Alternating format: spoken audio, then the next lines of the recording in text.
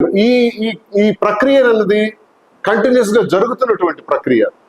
దీనికి సంబంధించి టిటిడి ద్వారా జరుపుతున్నటువంటి దేవాలయాల పైన మీరెవరు మాట్లాడడానికి? అసలు మీకున్నటువంటి అర్హత ఏంటి? బాగా మీకు ఇటీవల కాలంలో చాలా కాంగ్రెస్ పార్టీని మీ కుటుంబ వ్యవహారం కోసం వాడుకున్నారు. మాకు అనవసరం. ఈరోజు కాంగ్రెస్ పార్టీ సిద్ధాంతమా ఇది? మీ సిద్ధాంతమా? ఒకవైపు అనిల్ మత ప్రచారకుడిగా ఉన్నారు. ఆయన మత ప్రచారకుడిగా ఉన్న దానిలో మీరు కూడా చాలాసార్లు చాలా కార్యక్రమాల్లో పాల్గొని మత ప్రచారం చేశారు. చేసుకోండి. హిందూ దేవాలయాల గురించి, తిరుపతి గురించి మీరెవరు మాట్లాడటానికి సూటిగా ప్రశ్నిస్తున్నారు. మా ఇష్టం. 5,000 కాదు, 50,000 ఆలయాల నిర్మాణాలు జరుగుతాయి. ఎంతైనా జరుగుతుంది.